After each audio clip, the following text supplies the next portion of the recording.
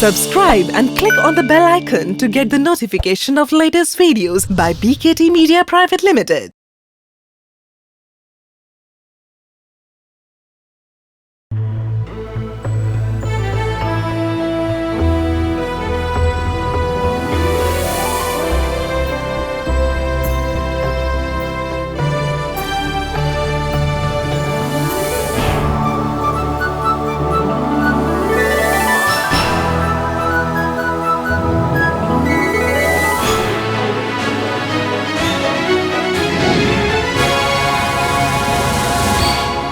Big business ideas.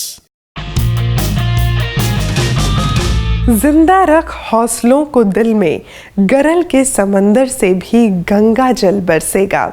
कोशिशें जारी रख कुछ कर गुजरने की, जो है आज थमा सा कल चल निकलेगा। इसीलिए तो हम कहते हैं कि अगर आपको अपने व्यवसाय की चमक देखनी है तो उसके लिए थोड़ा सा सब्र रखना भी ज़रूरी है। Because when patience is embraced with passion, it emerges as big business ideas.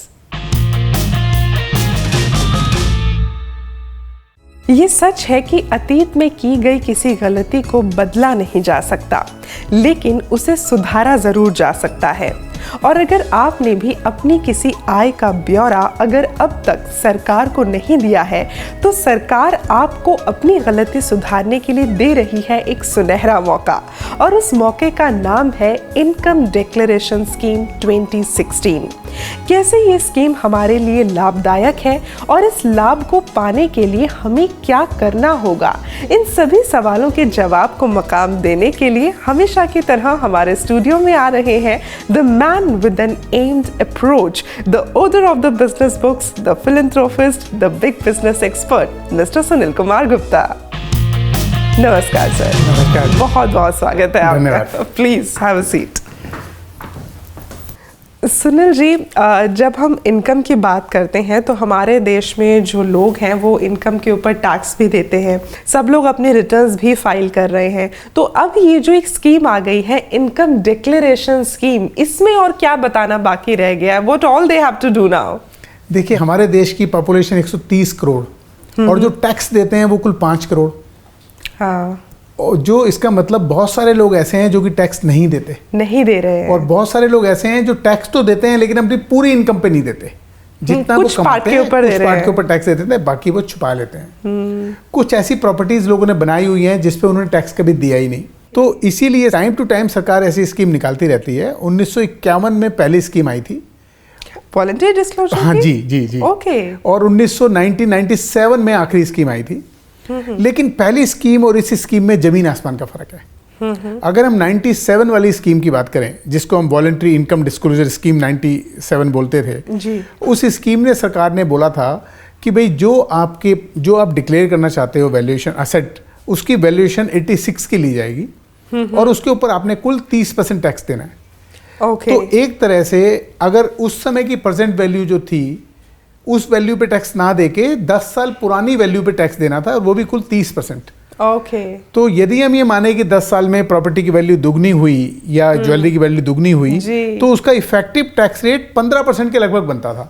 हाँ हाँ हाँ। तो क्या होता था, पहले जितनी भी स्कीम आती थी उसमें जो ऑनेस्ट टैक्स पेयर है उसको बहुत तकलीफ होती थी। हाँ, क्योंकि देखिए उन्होंने तो अपना काम सही समय पर किया और ईमानदारी से किया, लेकिन जो टैक्स चोरी करते थे उनके लिए लॉटरी निकलती थी कि आप पहले टैक्स चोरी करते रहो और उसके बाद आप एक बार स्कीम निकालेगी सरकार, उसमें सब डिक्लेयर कर दो, टैक्स का परसेंटेज भी कम हो गया।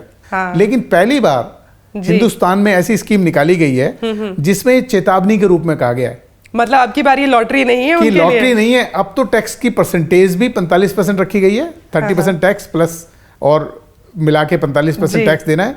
और साथ में उनको बोला गया है कि आपने जो वैल्यूएशन है वो भी जून 2016 की लगेगी और उस पर 45% टैक्स।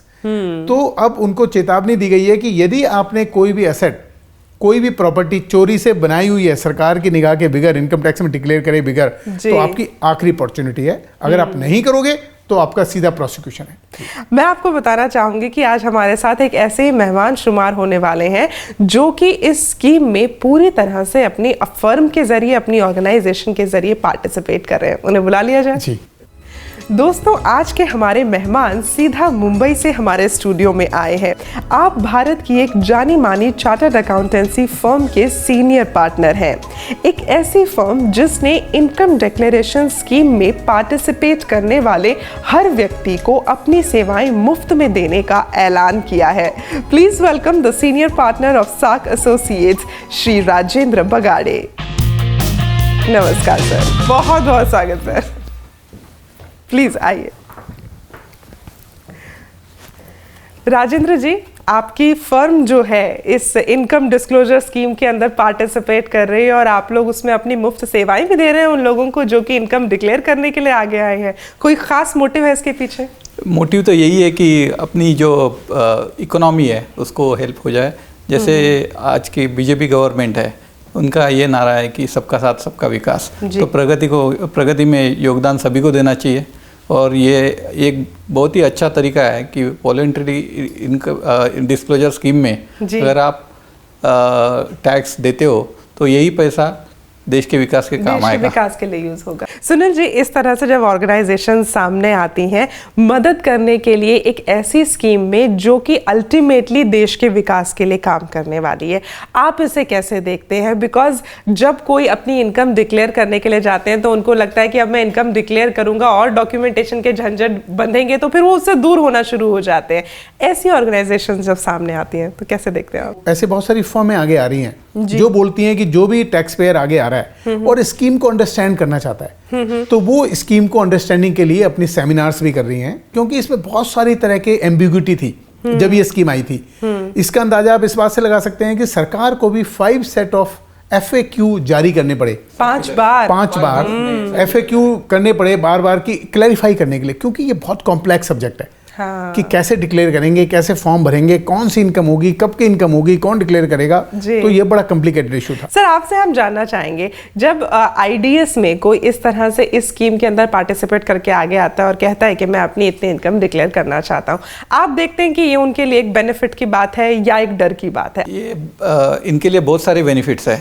जो भी इस स्कीम का फ़ायदा उठा के अपनी इनकम अनडिस्क्लोज इनकम यहाँ पे डिस्क्लोज करता है उसको एक तो पहले तो इनकम टैक्स और वेल्थ टैक्स से इम्यूनिटी मिल जाती है, यानी इसको आगे जाके इस इनकम के ऊपर किसी तरह की इंक्वायरी, प्रोसिक्यूशन या स्क्रूटिनी नहीं होगी। ये तो सबसे इम्पोर्टेंट चीज़ है। ये तो बहुत बड़ी बात है। उसके बाद अगर आप बेनामी ट्रांजैक्शन आपने अगर कुछ किया हो और उसकी इनकम अगर आप डिक्लेयर करते हो तो एक नया अमेंड होके आया है, बेनामी ट्रांजैक्शन प्रोहिबिशन एक्ट। उसमें बहुत स्ट्रिंजेंट प्रोविजंस है। अगर आप उस चीज़ से भी आपको इम्यूनिटी मिल जाती है अगर इसमें डिक्लेयर करते हो। तीसरी बात है कि आपका कोई भी डेटा जो इनकम आपने डिक्लेयर की है उसका कोई भी डेटा किसी के साथ शेयर नहीं होगा। सर, आपसे हम जानना चाहेंगे, जैसे सर बता रहे हैं कि बहुत सारे बेनिफिट्स जो हैं वो दिए जा रहे हैं उन लोगों को जो कि अपनी इनकम डिक्लेयर करने के लिए सामने आएंगे, लेकिन अगर मैंने अपनी इनकम डिक्लेयर नहीं की है तो क्या मुझे डरने की ज़रूरत है? क्योंकि आज के समय में क्या सरकार के पास अंदर ही अंदर कोई ऐसे मैकेनिज्म है कि वो पता लगा सकें कि मैंने इनकम नहीं डिक्लेयर की है? बिकॉज अभी तो वो मेरे पास ही है। नहीं, सरकार के पास बहुत तरह का डाटा है, क्योंकि अब एनुअल इन्फॉर्मेशन रिपोर्ट जो है वो हर बैंक, हर रजिस्ट्री ऑफिस और हर क्रेडिट कार्ड कंपनी और बैंक, इस तरह की इन्फॉर्मेशन या फॉरेन ट्रेवल आपका कुछ भी है तो वो सारी इन्फॉर्मेशन सरकार के पास पहुँचती है।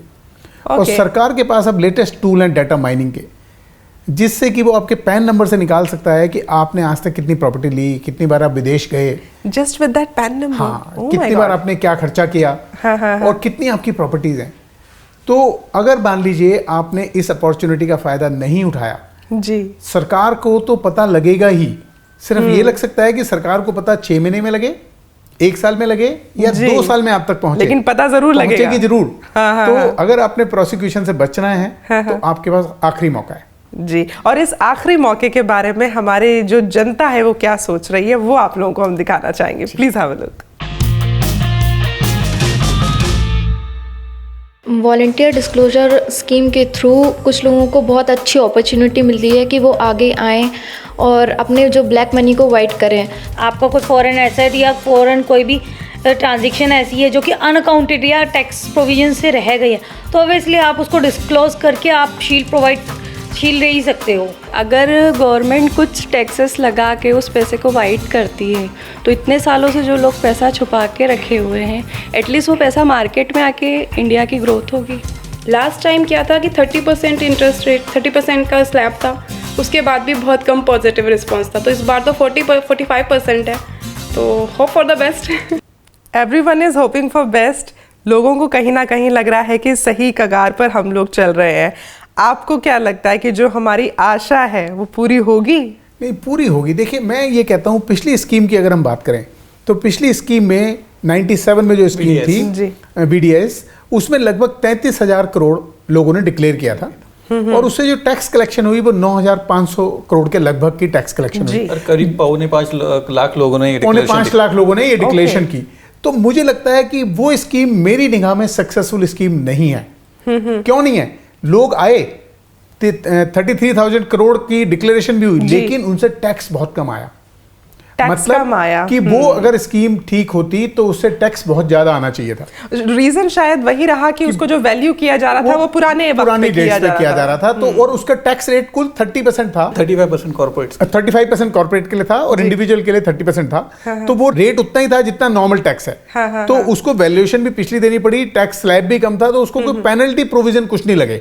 मतलब टैक्स चोरी करने के बदले उसे इनाम मिला, पेनल्टी मिला, सजा नहीं मिली, सजा नहीं मिली चाहिए थी। तो मैं इस स्कीम को सक्सेसफुल या अनसक्सेसफुल क्वांटम से नहीं मानता। मैं ये नहीं मानता कि अगर इस बार उससे ज्यादा पैसे आए तो ज्यादा सक्सेसफुल होंगे। मैं स्कीम को मानता हूं कि स्कीम अच्छी है, जिससे ऑनेस्ट टैक्स पेयर को और बल मिलेगा कि टाइम पे टैक्स दे रहे हैं, अच्छा कर रहे हैं, वो टाइम पे देते रहेंगे। जो लोग टैक्स चोरी कर रहे थे, अगर वो पूरी तरह से इसमें नहीं आए तो आगे कम से कम चोरी नहीं करेंगे। ऑनेस्ट टैक्स पेयर जो पहले टैक्स दे रहा था आगे भी टैक्स देता रहेगा। यस, आप लोगों को भी हम कहना चाहेंगे कि अगर आप भी कोई अच्छा काम कर रहे हैं तो बिग बिजनेस आइडियाज आपको शाबाशी देने के लिए यहाँ पर बैठा है। हमारे प्रोग्राम में ये हॉट सीट आप लोगों का इंतजार कर रही है। तो अगर आप हमारे प्रोग्राम में हमारे मेहमान बनना चाहते हैं तो आपको कुछ नहीं करना, सिर्फ आप टैप फॉक्स की मोबाइल एप्लीकेशन अपने फोन पर डाउनलोड कीजिए और उसमें पार्टिसिपेट कीजिए मेक इन इंडिया रेड के अंदर। और उसमें मेक इन इंडिया से जुड़ा हुआ जो सवाल आपसे पूछा जा रहा है उसका जवाब दीजिए। उसमें से एक सवाल आप अभी स्क्रीन पे भी देख सकते हैं। और जब आप ये जवाब दे देंगे और ये जवाब सही होगा तो आपको इनाम भी मिलेगा और साथ ही आपको मौका मिलेगा हमारे यहाँ बिग बिजनेस आइडियाज में मेहमान बनने का। On that note we are taking a break और ब्रेक के बाद हम आपको बताएंगे कि अगर आप इनकम डिक्लेरेशन स्कीम में पार्टिसिपेट करके अपनी इनकम डिक्लेयर करना चाहते हैं तो कौन वो लोग हैं जो डिक्लेयर कर सकते हैं, कौन है जो डिक्लेयर नहीं कर सकते, कब तक डिक्लेयर करना है, कितना रेट है, बताएंगे आपको ब्रेक के बाद।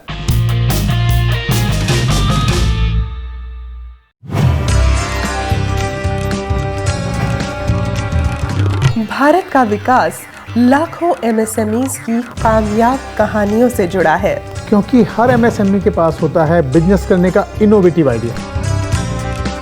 और अगर आप भी कर रहे हैं अपने बिजनेस में कुछ अलग या नया तो आइए और बनिए हमारे मेहमान। Only on Big Business Ideas. Write us on info@bigbusinessideas.in। एक बार फिर से स्वागत है आपका। आप देख रहे हैं बिग बिजनेस आइडियाज और आज हम लोग बात कर रहे हैं इनकम डिक्लेरेशन स्कीम के बारे में।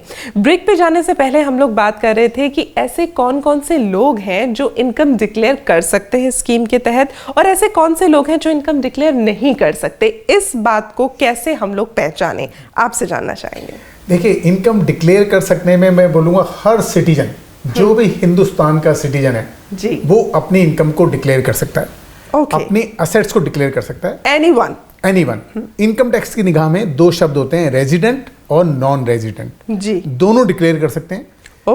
लेकिन वो सिर्फ अपनी इंडियन असेट और अपनी इंडियन इनकम को कर सकते हैं। जो विदेश में है उसको नहीं कर सकते, क्योंकि उसके लिए जैसा अभी बगाड़ी जी ने बताया था कि स्कीम लास्ट ईयर आ चुकी है। तो हमने ये तो बात कर ली है कि कौन है जो अपनी इनकम इसमें डिक्लेयर कर सकते हैं, लेकिन ऐसे कौन व्यक्ति होंगे जो अपनी इनकम डिक्लेयर नहीं कर सकते, जिनको हम कह सकें, आप बताना चाहेंगे सर? जिनको अभी तक नोटिस आई हुई है, कोई भी असेसमेंट ईयर के लिए, स्क्रूटिनी के लिए अगर नोटिस आई है जी। दूसरे इस तरह के लोग हैं जिनका सर्च हुआ है या सर्वे हुआ है। भले उनको नोटिस नहीं आए हो, लेकिन वो पर्टिकुलर ईयर के लिए वो इस स्कीम में पार्टिसिपेट नहीं कर सकते।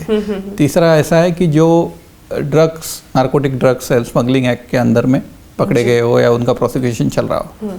उसके बाद में आते हैं कि करप्शन एक्ट के अंदर जिनका प्रोसिक्यूशन चल रहा है। और वैसे भी ये कहीं ना कहीं सही है, क्योंकि जब आप ऑलरेडी डिफॉल्टर हैं तो फिर उसके ऊपर आप किस तरह से सच्चाई की चादर ओढ़ के आप बात कर सकते हैं, वो क्लियर नहीं हो सकता। नहीं, मैं इसमें ये बात जरूर बताना चाहूंगा, क्योंकि करप्शन से कमाई हुई मनी को इनकम टैक्स में आप वाइट नहीं कर सकते, क्योंकि वो एक अलग अपराध है। ये सिर्फ उन लोगों के लिए है जिन्होंने अपनी आमदनी अपने बिजनेस के जरिए ही कमाई, लेकिन उस पर टैक्स नहीं दिया, उन्हीं लोगों के लिए। बेसिकली हम कह सकते हैं आम भाषा में कि अगर आपने कभी भी टैक्स चोरी की है तो ये आपके पास ये आखिरी चेतावनी है, मौका नहीं कहेंगे इसे, आखिरी चेतावनी है। आप इस स्कीम में पार्टिसिपेट कीजिए और अपनी बैलेंस शीट को क्लियर कीजिए। सर, आपसे जानना चाहेंगे हम कि जब कोई व्यक्ति इस तरह से आगे बढ़कर अपनी इनकम को डिक्लेयर कर दे तो उसके बाद ऐसी कौन कौन सी बातें हैं जो चीज उनकी टिप्स पे होनी चाहिए कि अब मैंने डिक्लेयर कर दिया, इसके बाद मुझे ये करना है, ये करना है, ये करना है, या सिर्फ डिक्लेयर करके ही पीछा छूट जाता है, टैक्स भरने की जरूरत नहीं होती? नहीं, ये तो बहुत गलत होगा कि अगर डिक्लेयर कर देते हैं, अगर जैसे कि ये स्कीम की अवधि है 30 सितंबर तक, और उनको डिक्लेयर करने के बाद में 2 महीने में टैक्स भरना है जी। पहले तो ये था कि पूरा जो tax 45% of the undisclosed income आपको 30 नवंबर 2016 तक भरना था जी। लेकिन कुछ रिप्रेजेंटेशन गवर्नमेंट के पास जाने के बाद गवर्नमेंट ने ये अवधि बढ़ा दी है करीब 1 साल के लिए। तो अभी आपको 25% 30 नवंबर 2016 तक भरना है जी। बाकी का 25% 31 मार्च 2017 तक भरना है, और जो बैलेंस 50% है वो 30 सितंबर 2017 तक आपको भरना है। इसमें प्रॉब्लम ये था कि जो एसेट है आपकी, आप डिक्लेयर कर रहे हो, जो आपने ब्लैक मनी से कमाई है, उस एसेट के ऊपर अगर आप आज के फेयर मार्केट वैल्यू के हिसाब से वैल्यूएशन करके अगर टैक्स भर रहे हो तो अच्छी खासी अमाउंट आ जाती है। अगर आपने 2000 साल में 10 लाख में एक प्रॉपर्टी खरीदी है जी, वो प्रॉपर्टी वैल्यू आज की तारीख में 1 जून 2016 को 1 करोड़ हो जाती है, तो आपको टैक्स लायबिलिटी 45 लाख की आती है, 45 लाख। बिल्कुल। तो इस 45 लाख आपको आज भरने के लिए या तो आपके पास टैक्स पेड सोर्सेस में से इनकम होना चाहिए उतना जी, या तो आपको किसी से लोन लेना पड़ेगा या तो ये प्रॉपर्टी बेचनी पड़ेगी। सुनील जी, जैसा राजेंद्र जी अभी कह रहे हैं कि 10 लाख की प्रॉपर्टी है तो अब उस पर लायबिलिटी जो बनेगी टैक्स की वो 45 लाख बनेगी। तो 10 लाख की प्रॉपर्टी पे एक व्यक्ति क्यों अब 45 लाख टैक्स पे करे? बहुत ही अच्छा क्वेश्चन है आपका। क्यों दे, मैं बताता हूँ आपको कि देखिए, आपने 2000 में 10 लाख की प्रॉपर्टी ली थी जी। अगर आपने उस 10 लाख के ऊपर 2000 में टैक्स दिया होता तो वो जो आपकी इनकम थी 10,000 पे टैक्स देके वो आपके नंबर 1 में आ जाती, बुक्स में आ जाती, और उससे जो भी जनरेट करते रहते आप इनकी इनकम, उस पर हर साल टैक्स देते रहते। बिल्कुल। तो अब आपने उस 10 साल पे भी 10 लाख पे भी नहीं दिया जी। और उस 10 लाख पे जो इनकम हो रही थी उस पर तो कोई मतलब ही नहीं बनता। तो इसका मतलब आपने टैक्स चोरी 10 लाख की नहीं की, उससे होने वाली इनकम की भी की, और हर साल की उससे रेंटल इनकम भी आ रही होगी, उसकी टैक्स चोरी की आपने, उसमें अप्रिशिएशन हो रहा था उसकी टैक्स चोरी की आपने। तो इसलिए आपको 45 लाख जो है वो इनकम में ही तो देना है। भाई जो आपने 10 लाख की चीज में जो आज आपकी 1 करोड़ की हो गई, तो जो 90 लाख बड़े आपके, सरकार तो उसी बड़े में से मांग रही है। और ये समझना बहुत जरूरी है, क्योंकि ये कंफ्यूजन है लोगों के जहन में कहीं ना कहीं। मैं तो कह रहा हूँ आपसे तो कुछ मांग ही नहीं रही सरकार। आज इकोनॉमी डेवलप हुई, इसलिए तो वो 1 करोड़ की है ना। अगर इकोनॉमी पाकिस्तान की तरह नीचे चली जाती तो वो 10 लाख के बदले 2 लाख की रह जाती। बिल्कुल। तो उस 10 लाख पे जो पैसा आपने आज तक कमाते आ रहे हैं, अब तो आपका तो कुल 10 ही लाख लगा था, ये तो देश ने दिया आपको 90 लाख, तो देश को 45 लाख वापस करो जी। आप सरकार पार्टनर इन प्रॉफिट बनना चाहती है। So that's very nice, होना भी चाहिए। नहीं, पर इसमें लिक्विडिटी की एक प्रॉब्लम आ रही है जो इन्हें कुछ हद तक सही भी है। तो इसके लिए जो टैक्स डिफर्टमेंट किया है गवर्नमेंट ने, वो एक अच्छा कदम उठाया है जी। तो आज के लिए सबसे बुक क्लीन करने का सबसे एक अच्छी अपॉर्चुनिटी आपको सरकार प्रदान कर रही है। हमारी भी यही कोशिश रहती है, इसीलिए बिग बिजनेस आइडियाज की तरफ से हमने भी एक ऐसा कार्यक्रम आयोजित किया था जहां पे हम सर को ही पकड़ के ले गए थे अपने साथ, that you have to answer the people. उनके मन में बहुत सारे कंफ्यूजन्स थे इस स्कीम को लेकर, उसकी कुछ झलकियां आपको दिखाना चाहेंगे। Then I would like to ask one question which is very much in my mind, please.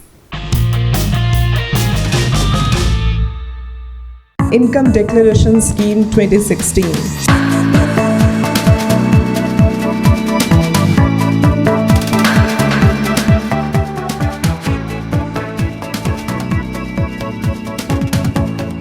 आज हमारा ये जो मंच है, यहाँ से हमारी कोशिश रहेगी कि इनकम डिक्लेरेशन स्कीम के इस तथ्य की पूरी जानकारी आप लोगों तक पहुँचाई जाए। ये स्कीम पीएमओ की निगरानी में ड्राफ्ट की गई है।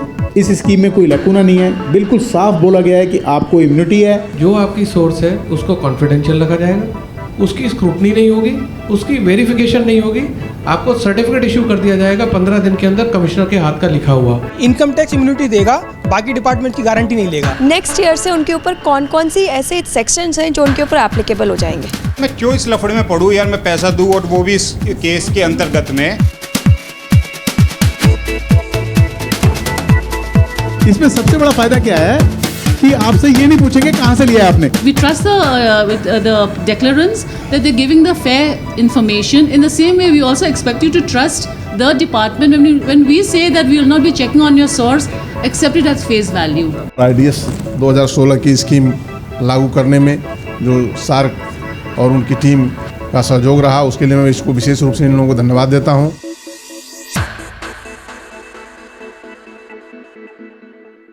कैसा अनुभव रहा सर आपको फेस टू फेस लोगों के साथ, जब उनके इतने सारे कंफ्यूजन्स थे उसको एक एक करके दूर करने में? मुझे बड़ा अच्छा लगा। बहुत सारे क्वेश्चन लोगों के मन में हैं और पहले जब स्कीम आई थी और उसमें बहुत सारे क्लैरिफिकेशन सरकार ने बार बार दिए और वो जरूरी भी थे। जो सबसे आखिरी में FAQ आया है, लोगों के मन में एक बहुत बड़ा डाउट रहता था कि यदि जो आम एंटरप्रेन्योर और बिजनेसमैन था कि यदि मेरी बैलेंस शीट में कुछ अनसिक्योर्ड लोन या कुछ क्रेडिटर या कुछ शेयर कैपिटल या कुछ और डिवेंचर कैपिटल या कुछ भी ऐसा पड़ा हुआ है जो मैंने देना तो है ही नहीं, सिर्फ बुक्स में खड़ा है, तो उसके लिए कोई कॉलम नहीं था। फॉर्म नंबर 1 होता है जिसमें आप इनकम को डिक्लेयर करते हो अपनी, तो सरकार ने वो कॉलम उस फॉर्म में ऐड कर दिया है अब। Okay, it's very nice. अभी अगस्त में ही वो 17 अगस्त के FAQ में वो आया है जिसमें सरकार ने क्लैरिफाई कर दिया है कि यदि आपकी कोई ऐसी लायबिलिटी है जो आपने देनी नहीं है और उससे कोई एसेट डायरेक्टली लिंक नहीं है, अगर आपने एक अनसिक्योर्ड लोन फर्जी खड़ा करके एक एसेट ले ली तब तो एसेट डिक्लेयर होगी, अनसिक्योर्ड लोन नहीं होगा, उसका वैल्यूएशन होगा। लेकिन अगर आपने बिजनेस करने के लिए अपने टाइम टू टाइम ऐसी कुछ बाजार से अनसिक्योर्ड लोन शेयर कैपिटल ली जो कि फर्जी हैं और वो किसी एसेट से डायरेक्टली लिंक नहीं हो सकती क्योंकि उससे आपने कोई एसेट ली ही नहीं, उस अमाउंट पे टैक्स देके अपनी बैलेंस शीट को क्लीन कर सकते हैं। और उसमें एक एडवांटेज और भी है। मान लीजिए आपका एक स्क्रूटनी में केस इस साल का चल रहा है, मान लीजिए 1 साल का चल रहा है और उससे पहले की ये इनकम आप डिक्लेयर कर देते हैं, तो ये आप आज भी बता सकते हैं कि जी ये फलां डेट पे जो मेरी अनसिक्योर्ड लोन या मेरा शेयर कैपिटल जो फर्जी खड़ा हुआ था ये मैं डिक्लेयर कर चुका हूं, तो उसको आज भी उसकी इम्यूनिटी मिलेगी। तो ये बैलेंस शीट क्लीन करने का एक बिल्कुल सुनहरी मौका है। अगर किसी के पास इनकम थी, उन्होंने डिस्क्लोज नहीं की, उसके बाद बारों बार स्कीम आती गई है, फिर भी डिस्क्लोज नहीं किया, अब ये उनके पास आखिरी चेतावनी है, अब भी उन्होंने सोचा कि ठीक है ये वक्त भी निकल जाएगा, तो आपको क्या लगता है इसके बाद अगर अब भी टैक्स नहीं पे किया तो क्या होगा? इसके बाद सीधा प्रोसिक्यूशन, टैक्स भी देना पड़ेगा, ब्याज भी देना पड़ेगा, पेनल्टी भी देनी पड़ेगी और जेल अलग। Oh my God. मैंने पहली बार ये देखा गया है कि डिपार्टमेंट, इनकम टैक्स डिपार्टमेंट के लोग अपने ऑफिस से निकलकर बाहर आके लोगों के साथ इंटरेक्शन कर रहे हैं, वर्कशॉप्स ले रहे हैं, टैक्स कंसल्टेंट से बात कर रहे हैं, मीटिंग्स ले रहे हैं, तो डिपार्टमेंट एक्शन में आ गई है। आप लोगों से भी हम यही कहना चाहेंगे कि जिस तरह से इनकम टैक्स के सभी जो ऑफिशियल्स हैं अब वो अपने डिपार्टमेंट से बाहर निकलकर सभी लोगों से अवेयरनेस की बात कर रहे हैं इस स्कीम से मुतालिक, अगर आप भी अवेयरनेस के जरिए ही हमारे इस प्रोग्राम में शामिल होना चाहते हैं तो आपको सिर्फ इतनी सी जागरूकता लानी है कि टैप फॉक्स का मोबाइल एप्लीकेशन आपको अपने फोन में डाउनलोड करना है and you have to participate in make in India raid. और अगर आपको लगता है कि जो सवाल उसमें पूछे जा रहे हैं आप उसके जवाब दे सकते हैं तो जवाब दीजिए। अगर आप जीत गए तो इनाम भी पाएंगे और मौका पाएंगे हमारे यहाँ मेहमान बनने का।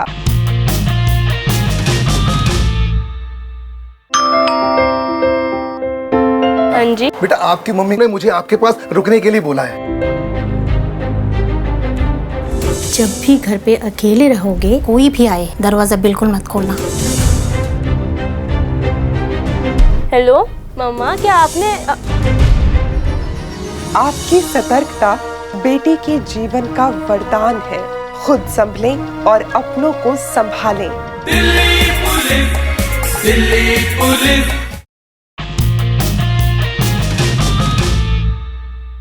एक बार फिर से स्वागत है आपका और अब वक्त है आपके सवालों के जवाब देने का। ये पहला सवाल हमारे पास आया है, पुणे से राघव जी हैं।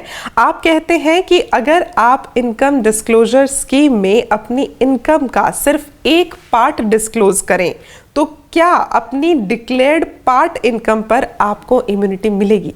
बिल्कुल इम्यूनिटी मिलेगी। जो पार्ट आपने डिक्लेयर किया है सिर्फ उसी पर, जो पार्ट डिक्लेयर नहीं किया उस पर इम्यूनिटी नहीं मिलेगी। उस पर प्रोसिक्यूशन, टैक्स, इंटरेस्ट, पेनल्टी सब लगेगा। इसलिए हमारी राय है कि आप पूरी की पूरी इनकम डिक्लेयर करें। राजकोट से दीपांशु जी हैं। आप कहते हैं कि इनकम डिक्लेरेशन स्कीम में पार्टिसिपेट करने के बाद आप जो इंफॉर्मेशन शेयर करेंगे, क्या इनकम टैक्स डिपार्टमेंट उसे किसी और के साथ शेयर कर सकता है और ऐसा ना हो कि उन्हें कहीं और से नोटिस भी आ जाए किसी और डिपार्टमेंट से इसके बारे में? इनका डर बिल्कुल गलत है। ना ये इंफॉर्मेशन किसी भी डिपार्टमेंट से शेयर की जाएगी, ना ही इस इंफॉर्मेशन के बेस पे किसी और डिपार्टमेंट से नोटिस आएगा। मैं मनीषा बात कर रही हूँ उत्तर प्रदेश से। मैं आपके सारे प्रोग्राम्स देखती हूँ और सुनील सर को कॉन्ग्रेचुलेट करना चाहती हूँ कि वो इतनी अच्छी एडवाइजेस देते हैं।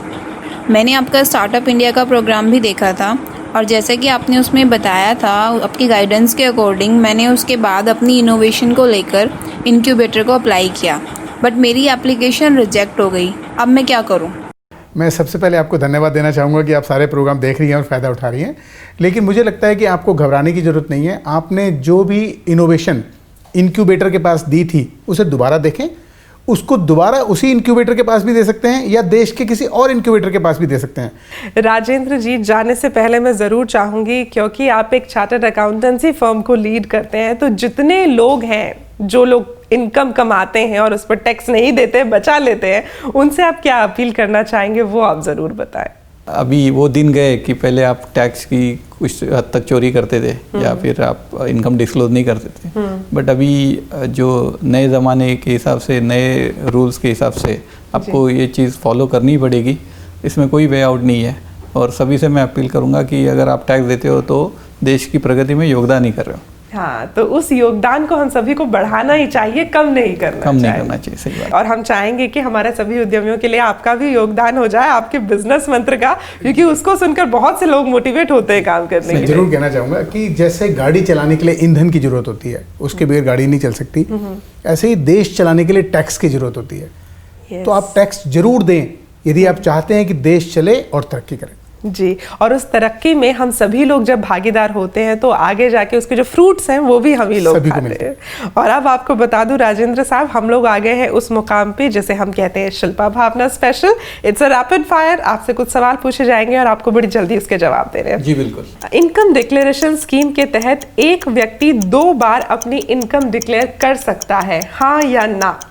इस सवाल का जवाब हाँ है, क्योंकि अगर आपने इस स्कीम के तहत अगर कोई आपकी इनकम डिक्लेयर की है जी, अगर उसको आप बढ़ाना चाहें हाँ, तो आप 2 बार या उससे भी अधिक बार स्कीम क्लोज होने तक कर सकते हैं। उससे भी ज्यादा बार, मतलब आप डिक्लेरेशन को और बढ़ा सकते हैं, कम नहीं कर सकते। क्योंकि आपको अगर रियलाइज होता है कि मैंने जो उसके पहले जो इनकम डिस्क्लोज की है वो शायद कुछ हद तक कम है जी और उससे बढ़ाना चाहिए, तो आप वो जरूर कर सकते हैं। इनकम डिस्क्लोजर स्कीम के तहत कोई व्यक्ति एक पर्टिकुलर लिमिट तक ही अपनी इनकम डिस्क्लोज कर सकता है, सही या गलत?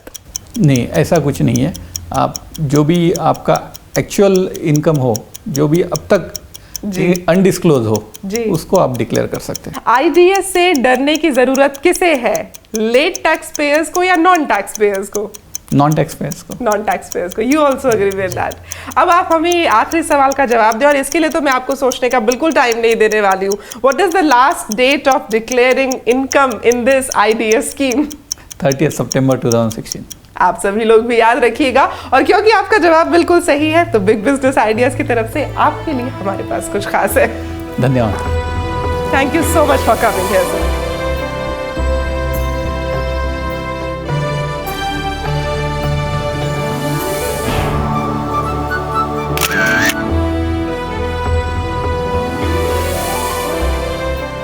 दोस्तों, दुनिया का दस्तूर भी बड़ा अजीब है। दौलत चाहे कितनी ही बेईमानी से घर आए, लेकिन उसकी पहरेदारी के लिए सबको ईमानदार शख्स चाहिए।